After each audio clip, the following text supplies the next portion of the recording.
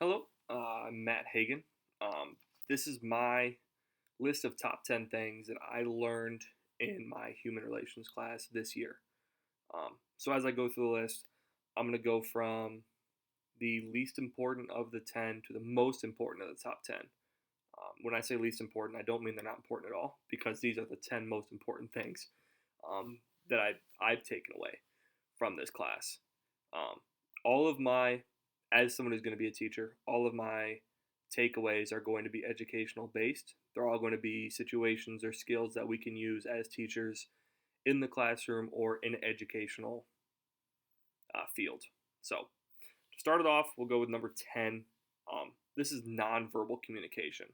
So, this is like eye contact or hand movement. Um, to me, this is important not just with other educators, but with students as well. So when we are talking to other teachers or we're talking to other colleagues, we want to seem professional. We want to make eye contact. We want to do little things that help show that we are listening. But we also want to do that with our students because we are a role model for our students and we teach them what is correct. Um, Number 9, these could have been interchangeable. This is verbal communication. So when we talked about verbal communication in this class, we talked about the fact that words can have concrete and abstract meanings. Um, that is, words can mean exactly what they say, exactly what they are, or they can kind of mean something else. And I think that this is important because when we're talking about verbal communication, we're talking about being clear, being on the same page, understanding. I think to first acknowledge that just because someone says, certain words, they don't necessarily mean that.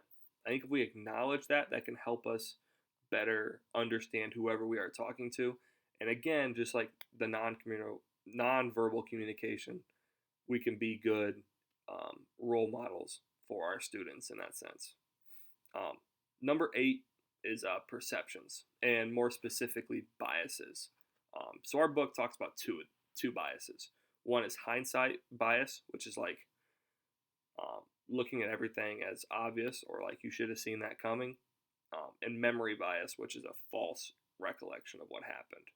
Um, so to me, my big and the way I remembered this and the way I took this is a lot more student interaction based.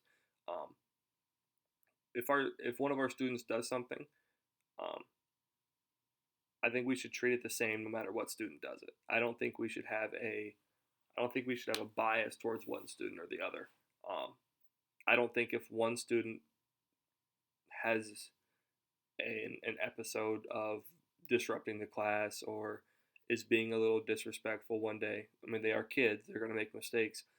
I don't think that it's fair to the student for us to be like, oh well, expected that, because then it just shows that we don't respect that student.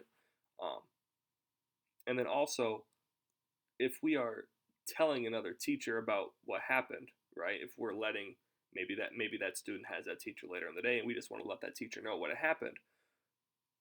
If we do have a bias towards that student, and we do think, oh, that student is just always disruptive, always bad, well, then what we tell that teacher might not necessarily be true. So I think just trying to eliminate all biases from ourselves to students is great, and acknowledging that biases are a thing is, in my opinion, the most important step of that. So, moving on, number 7, we have listening. So, listening was a big chapter. So, to be more specific, becoming a better listener. Um, so, we talked about ways to be a better listener, and kind of how I've touched on with the verbal and nonverbal communications. We want to be good role models for our students, um, but there's also ways that we can do that. So when we're listening, because 9 and 10, the communication was us speaking. Now it's us listening. Now it's us being on the receiving end. Um, Repeating things back to someone after they say them shows that we understood. Um, Asking questions. If you don't understand something and you ask a question, it shows that you are engaged with what the other person is saying, and it shows that you care. So I think that's important.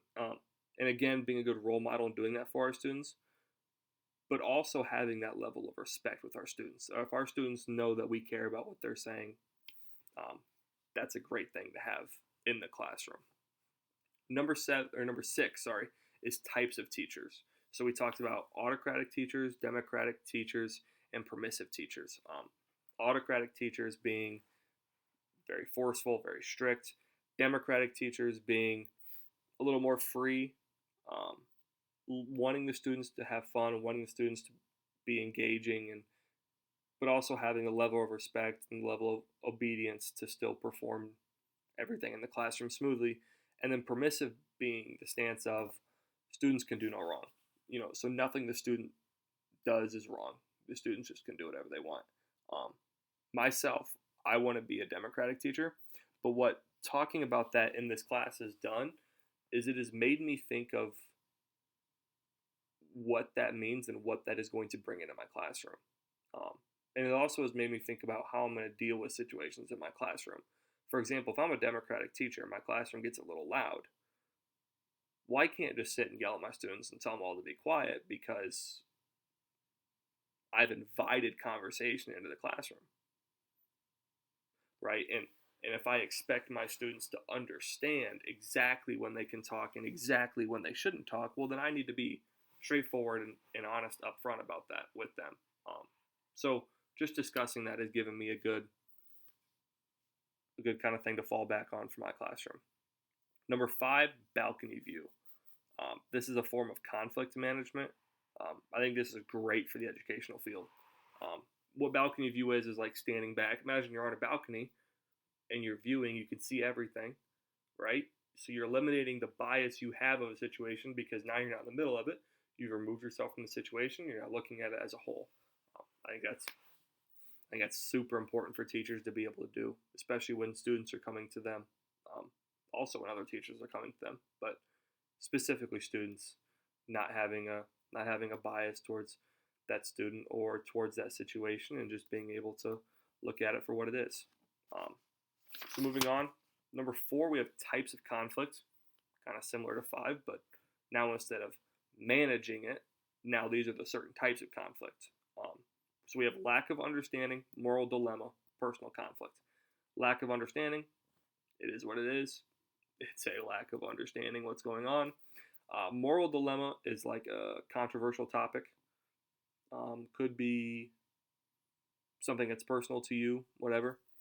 And a personal conflict is when a issue starts to get too personal and you start attacking each other's characters or their sense of being or whatever it is, right? And I think that's important to know because before you start solving a conflict, you need to know what the conflict is. And being in education and dealing with kids, there's going to be conflicts all the time. Some aren't going to, they're not always going to be huge. Obviously, it's a good thing. But you're going to have little conflicts all the time. And even just being able to deal with those and understand what those are, I think that's very important as a teacher because we are dealing with kids. So moving on to number 3. Now we're getting towards the end here. Relationships with supervisors, colleagues, paraprofessionals, and teachers. This was an entire chapter. I think it was chapter 9. This was an entire chapter out of the book. So there's a lot to get into here. But this chapter as a whole, I think, was very important. Important enough to make the top 3. But I think it's because as a teacher, we're going to have these relationships with all these types of people in our workplace. And we have to understand the differences between them. We have to understand the kind of power and differences between the 4 or 5 that there are, and being able to know how to interact with them, and the differences that come with each one. I think that's a great skill to have and something that's important for teachers to know before they get in the workforce. Number 2 is collaboration. We did discuss this in the book. pretty sure it was the same chapter as the relationships when it talks about collaborating with colleagues and other teachers. Um, but what made it stand out and why it's number 2 on my list is because we didn't just talk about this from the book, but this was involved in every classroom we had. In every day of class we showed up to, we were collaborating. And all the ELA activities, they all required collaboration. Our group discussions, our group projects, our group assignments. To me, one of the biggest focuses in the class was collaboration, and working together. And I think that's very important. That's a very important skill to have. And I think it's one that's overlooked a lot and just assumed that people are great with. And being able to work on that, um, specifically in an educational way in this class, I thought was very important. And then number 1, last thing, meanings are in people, not in the words they use. It's a deep sentence. It's a deep hitting quote. And I think that's the reason for me that it hit number 1. To understand and to be aware that people make mistakes, and just because they do one thing or say one thing, that doesn't define who they are. I think that's exactly what a teacher has to do on an everyday basis. We can't judge a student because they made one mistake or they said this the one time. They're kids. They're going to make mistakes. We have to treat all of them fairly. And we have to teach them that making one mistake doesn't define who they are.